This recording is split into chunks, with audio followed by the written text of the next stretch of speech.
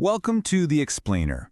Today, we're diving deep into a global health war, going behind the front lines to understand the incredibly complex strategy behind treating malaria. You know, it's a battle fought on a microscopic scale against one of humanity's oldest and, frankly, most stubborn enemies. So, here's our game plan. First, we're going to get to know the invader. Then, we'll walk through our 4-point battle plan and the arsenal of drugs we use. After that, we'll open up a couple of case files, one on a classic weapon and one on a modern combination, before we wrap up by looking at what it really takes to win this thing in the long run. All right, first things first. To win any war, you have to know your enemy.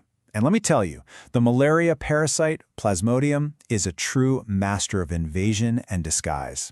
It's not a virus, it's not a bacteria. It's a tiny, single-celled parasite with a shockingly complex life cycle. Now, something you have to get right away is that not all malaria is created equal.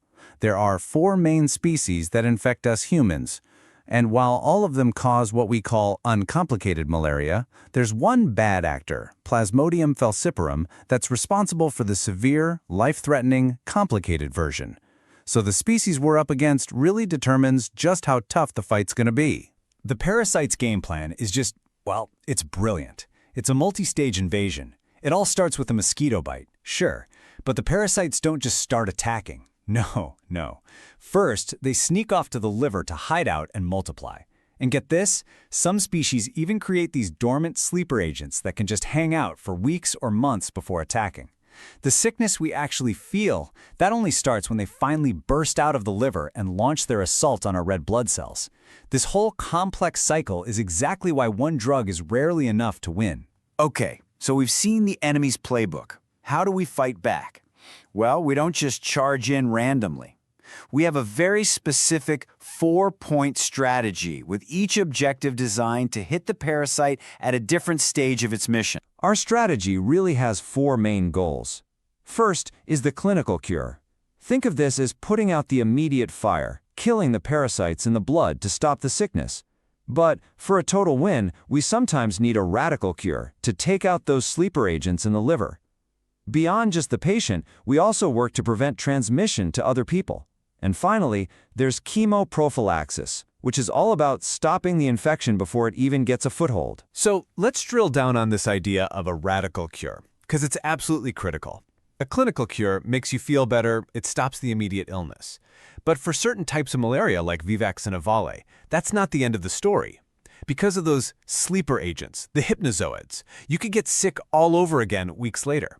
A radical cure is what we need to go into the liver, hunt them down, and end the war inside the body for good. Now, to pull off a 4-point plan like that, you need a pretty diverse arsenal. There's no single magic bullet.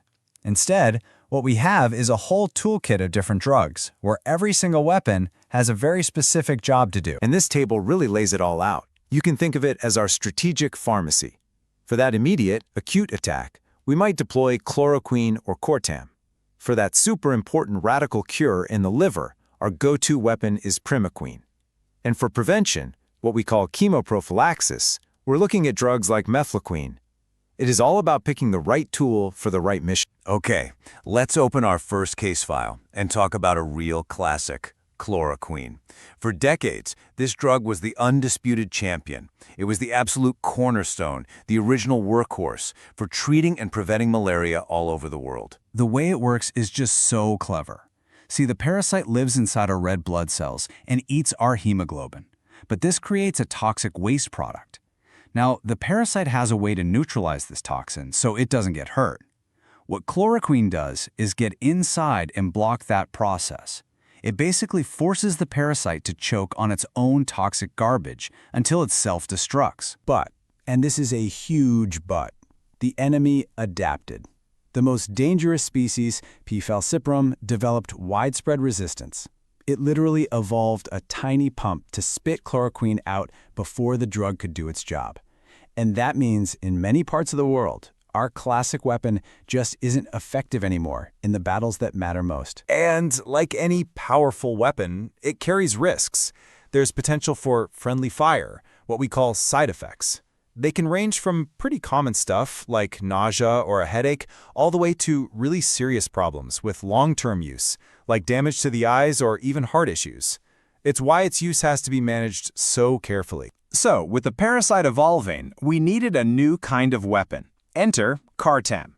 Now, this isn't just one drug. You should think of it more like a modern special forces unit. It hits the parasite with a devastating 1-2 punch. Cartem is a fantastic example of something called artemisinin-based combination therapy, or ACT. It's not one drug, it's a team. It packages 2 different drugs together, artemether and lumefantrine. This combination approach is now the absolute frontline defense against that dangerous falciparum malaria in most places. And the strategy here is brilliant. You have 2 partners working in tandem. Artemether is the fast one. It gets in there, unleashes a wave of toxic free radicals, and just rapidly wipes out the bulk of the parasites. It's like a shock-and-awe campaign. Then, its partner, lumefantrine, which works slower and sticks around longer, acts as the cleanup crew, mopping up any stragglers to make sure the infection doesn't come roaring back. But here's a critical piece of operational intel for this Special Forces unit to actually work. The drug must be taken with a fatty meal. It doesn't have to be a big one, even a glass of milk works. But without that fat, your body just can't absorb the drug properly, and it becomes basically useless. Treating the sick is obviously a huge part of the fight. But winning the long war means more than that. It's also about prevention. And it's about constantly trying to stay one step ahead of a parasite that is always evolving. And that's where chemoprophylaxis comes in. Think of it like setting up your defenses before the enemy even shows up. It's mainly for travelers, people going from a malaria-free country into a high-risk one. They can take a drug like mefloquine once a week. You start before you leave, you take it the whole time you're there, and you keep taking it for 4 weeks after you get back, just to make sure no sleeper agents manage to set up camp. And this really brings us to the most crucial takeaway of all. There is no single magic bullet for malaria.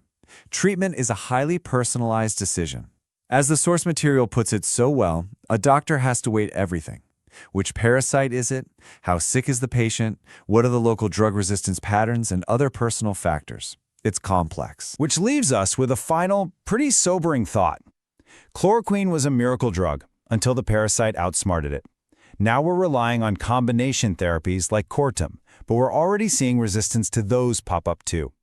This whole fight is a constant, evolutionary arms race, and it forces us to ask, how do our strategies, our science, and our global commitment need to change to make sure we stay one step ahead?